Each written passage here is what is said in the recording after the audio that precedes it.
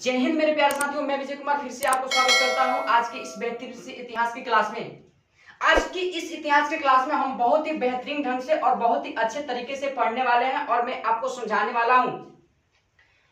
आप अगर बिना स्किप किए वीडियो को देख रहे हैं तो हमें आशा करता हूं कि इस वीडियो को देखने के बाद आपके अंदर आनंद जरूर आ जाएगा, क्योंकि आज हम इस वीडियो में एक ऐसे शासक के बारे में पढ़ने वाले हैं, ऐसे वंश के बारे में पढ़ने वाले हैं, ऐसे सुल्तान के बारे में पढ़ने वाले हैं जो भारत में बहुत अधिक मारकाट मचाने का काम किया है, जो भारत में बहुत अधिक मारकाट मचाने का काम किया है। उस वंश का नाम है खिलजी वंश। उस वंश का क्या नाम है? खिलजी वंश। एक खिलजी वंश जो दिल्ली सल्तनत है, वो दिल्ली सल्तनत के ही आने वाले सेकंड वंश है, यानी कि जिसे हम बोल सकते हैं खिलजी वंश। आपसे अगर बात करें कि दिल्ली सल्तनत का पहला वंश कौन था, तो पहला वंश कौन था? यानी कि गुलाम वंश था। और गुलाम वंश के बाद हमको पढ़ना है आज खिलजी वंश। आज कौन सा वंश पढ़ना है? खिलजी वंश। आपको पता होगा कि भारत में जितने भी बाहर से आक्रमणकारी आए हैं वो अपने आप में क्या थे? एक बहुत अधिक खतरनाक थे, यानी कि एक अपने आप में बहुत ज्यादा कट्टरवादी थे, यानी कि खतरनाक थे। जैसे मैं बात करूं तो भारत में सबसे पहले मोहम्मद कासिम जैसे लोग भारत पर लूटने के लिए आए थे, जो अपने आप में खतरनाक थे। इसके बाद अफगानिस्तान से एक आता है आक्रमणकारी जिसका नाम मोहम्मद गजनवी रहने वाला है। वो मोहम्मद कासिम से भी अधिक खतरनाक था। अगर मैं बात करूं दिल्ली सल्तनत गुलाम वंश में, तो कुतुबुद्दीन ऐबक जैसे शासक, इल्तुतमिश जैसे शासक, बलबन जैसे शासक, ये अपने आप में क्या थे? बहुत अधिक खतरनाक थे, बहुत अधिक कट्टरवादी दिखाने का काम किए थे भारत में। अगर गुलाम वंश का मैं बात करूं तो गुलाम वंश में सबसे अधिक शक्तिशाली बलबन को माना जाता है, क्योंकि जब भी मैं बलबन का बात करता हूं तो इसके नाम में ही बल लगा है, यानी कि बल से शासन करना। लेकिन आज हम लोग इस सबसे अधिक शक्तिशाली, चाहे वो मोहम्मद कासिम जैसे लोग हो, गजनवी जैसे लोग हो, ऐबक जैसे लोग हो, इल्तुतमिश जैसे लोग हो और बलबन जैसे लोग हैं, इस सबसे ज्यादा शक्तिशाली और सबसे ज्यादा जो भारत में मारकाट मचाने का काम कर रहा है, जिस वंश में हमको पढ़ना है खिलजी वंश में, जिस व्यक्ति का नाम रहने वाला है अलाउद्दीन खिलजी। जिस व्यक्ति का क्या नाम रहने वाला है? अलाउद्दीन खिलजी। लेकिन मैं आपको थोड़ा सा इस बात को क्लियर कर देना चाहता हूं कि आखिरकार खिलजी वंश कैसे गुलाम वंश से अगला वंश बना, यानी कि गुलाम वंश के बाद कैसे खिलजी वंश बना, इसको थोड़ा सा मैं आपको समझा देना चाहता हूं। तो आपको पता होगा कि 1290 में गुलाम वंश का अंतिम शासक जो क्यूमस था, क्यूमस ने क्या किया था? एक जलालुद्दीन खिलजी को अपने दरबार में एक पद पर नियुक्त कर दिया था। एक पद पर क्या कर दिया था? जलालुद्दीन खिलजी को नियुक्त कर दिया था। और बाद में जलालुद्दीन खिलजी के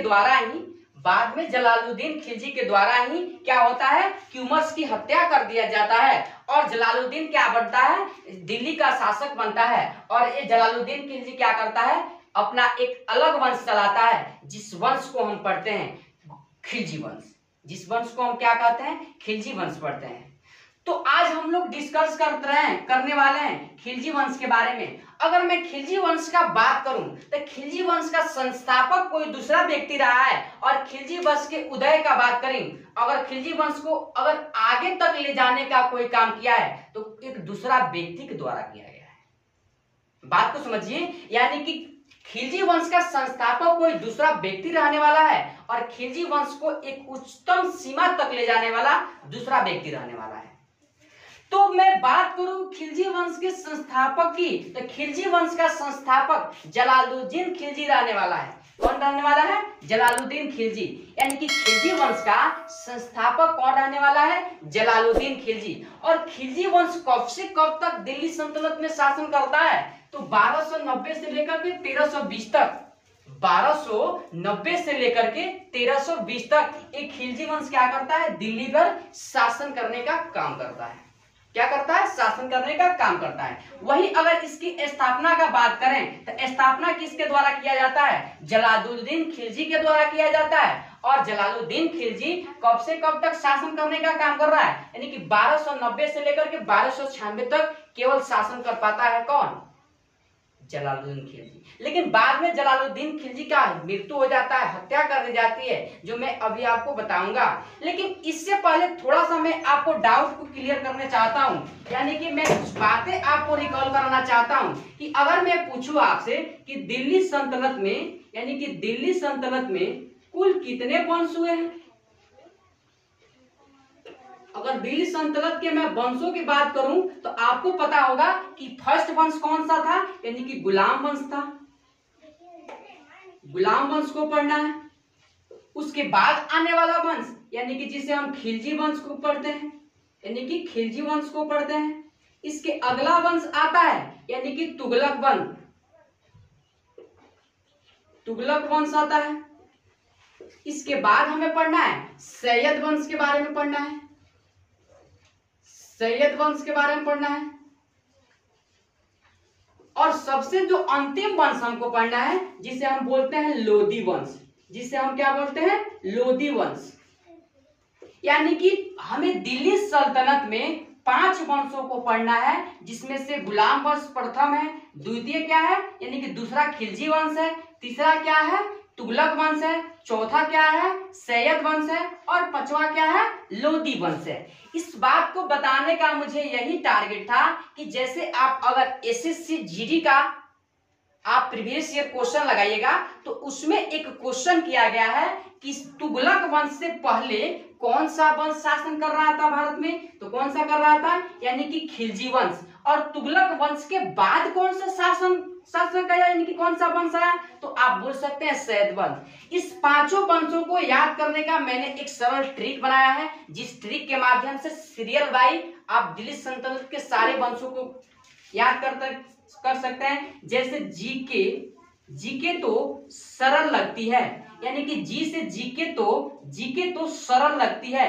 यानी कि जीके तो सरल लगती है, यानी कि जी से आप बोल सकते हैं गुलाम वंश, के से बोल सकते हैं खिलजी वंश, टी से बोल सकते हैं तुगलक वंश, एस से बोल सकते हैं सैयद वंश, और लास्ट वंश एल से वो क्या बोल सकते हैं, लोधी वंश। आप लोग भी अलग अलग तरीके से आसान भाषा में इस ट्रिक को यूज कर सकते हैं, यानी कि जिसको हम दिल्ली सल्तनत के सारे वंशों को सीरियल वाइज कैसे याद कर सकते हैं, तो आप बोल सकते हैं जीके तो सरल लगती है, ये जीके तो सरल लगती है, यानी कि जी से गुलाम वंश, के से खिलजी वंश, टी से तुगलक वंश, एस से सैयद वंश, और एल से क्या बोल सकते हैं, लोधी वंश। तो वही आज हम दूसरा वंश यानी कि खिलजी वंश पढ़ने वाले हैं। जैसे देखिए, हम लोग को बहुत सारा डाउट रहता है कि आखिरकार खिलजी वंश का संस्थापक जलालुद्दीन खिलजी को मान लिया जाता है और अलाउद्दीन खिलजी को, लेकिन हमने पहले बता ही दिया है कि खिलजी वंश की स्थापना किसी दूसरे व्यक्ति के द्वारा की जाती है, लेकिन खिलजी वंश में इसको उच्चतम सीमा तक ले जाना, इसको उदय करना किसी दूसरे व्यक्ति के द्वारा होता है। यहाँ पर कहा जाता है जो अलाउद्दीन खिलजी रहने वाला है वह जलालुद्दीन खिलजी का भतीजा था, सैनिक था, या आप बोल सकते हो चचेरा, यानी कि भतीजा, चचेरा यानी कि भतीजा बोल सकते हैं। यानी कि जलालुद्दीन खिलजी का एक अलाउद्दीन खिलजी, इसका क्या था, अलाउद्दीन खिलजी इस जलालुद्दीन खिलजी का भतीजा था, सैनिक था, और आप बोल सकते हैं कि इनका क्या था, गुलाम भी था। क्या था, गुलाम भी। दरअसल हुआ क्या, इस अलाउद्दीन खिलजी ने अपने चाचा के ही बेटी से शादी कर बैठता है, यानी कि निकाह कर बैठता है, जिस वजह से इनका दामाद भी कौन हो गया, और चाचा ही क्या हो गए, इसका दामाद हो गए। यानी कि दरअसल देखा जाता है मुस्लिम धर्म में बहुत से ऐसे होते हैं कारनामे कि यहाँ भी अपने ही चाचा की लड़की से निकाह कर बैठता है अलाउद्दीन खिलजी, तो चाचा ही इसके दामाद बन जाते हैं, यानी कि भतीजा क्या इनका दामाद बन जाता है, और चाचा इसका क्या बन जाते हैं, ससुर बन जाते हैं। क्या बन जाते हैं, ससुर बन जाते हैं।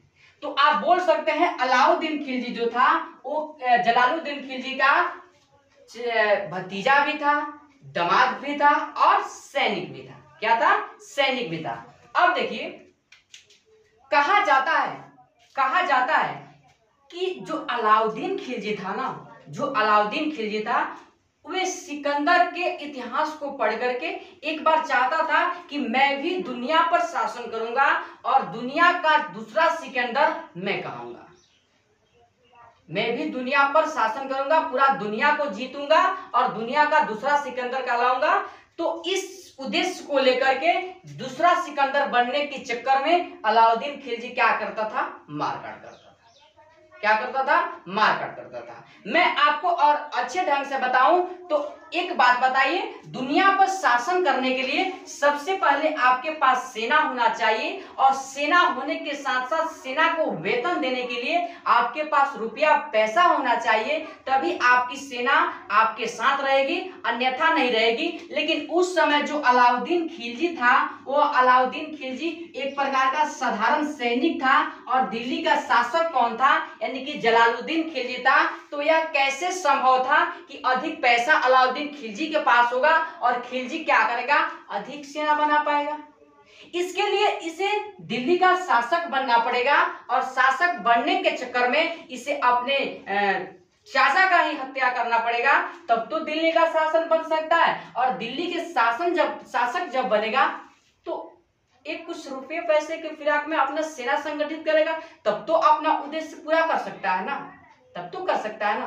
तो देखिए क्या होता है, इन दोनों के विचारों को अगर देखा जाए, यानी कि अलाउद्दीन खिलजी और जलालुद्दीन खिलजी के विचार को देखा जाए, तो जलालुद्दीन खिलजी एक बार गलती से क्या करते हैं, 1292 में जलालुद्दीन खिलजी ने राजस्थान पर आक्रमण कर देते हैं। यानी कि जलालुद्दीन खिलजी एक बार क्या करते हैं, गलती से राजस्थान पर आक्रमण कर देते हैं और राजस्थान पर आक्रमण करने के बाद वहां जलालुद्दीन खिलजी का सेना वहां इतने मजबूत कुछ महल बने थे कि महल को तोड़ ना पाए। तो जलालुद्दीन खिलजी को यह लगने लगा कि नहीं भाई, अगर हमारा साम्राज्य को विस्तार नहीं करना है, हम अगर किसी पर आक्रमण नहीं करेंगे तो हम पे कोई दूसरा आक्रमण नहीं कर सकता है। तो यह क्या किए, इस आक्रमण के बाद वापस दिल्ली लौट आए। और लेकिन इनके साथ जो अलाउद्दीन खिलजी था, उसका उद्देश्य ही था क्या, अपने साम्राज्य को विस्तार करना और साम्राज्य के विस्तार के साथ साथ दुनिया का दूसरा सिकंदर बनना।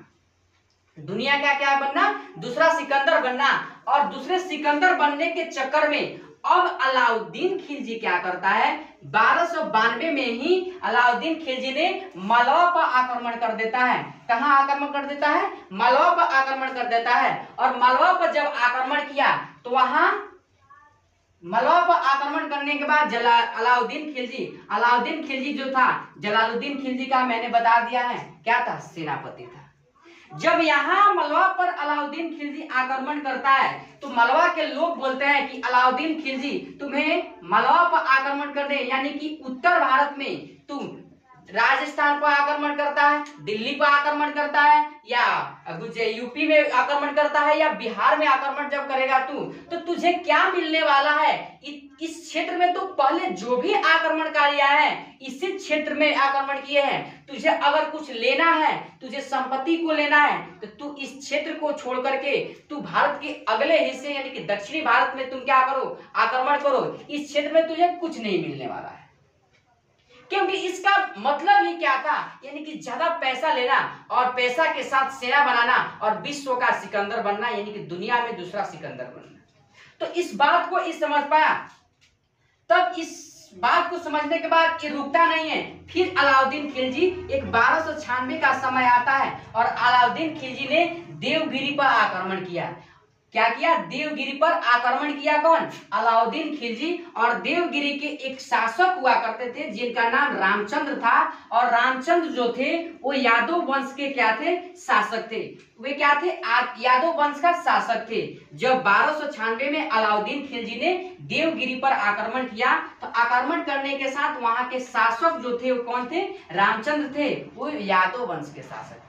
अब आप लोग हमें एक बात बताइए, ये अलाउद्दीन खिलजी नहीं तो उस समय दिल्ली का कोई शासक था, एक साधारण सेनापति, और विश्व का सिकंदर बनने के चक्कर में ये बार बार बहुत जगह आक्रमण कर रहा है। और आक्रमण करने के साथ साथ ये तो एक साधारण सेनापति है, लेकिन यहाँ पर शासक कौन बैठा है, जलालुद्दीन खिलजी। अब इससे लगने लगा अलाउद्दीन खिलजी को कि नहीं, हमें अब इस आक्रमण करने से कोई फायदा नहीं है। अगर हमें कुछ करना है तो सबसे पहले चाचा जी को रास्ते से हटाना पड़ेगा, यानी कि दिल्ली का शासक हमको बनना पड़ेगा और चाचा जी को हटाना पड़ेगा, यानी कि श्री गणेशाय करना पड़ेगा।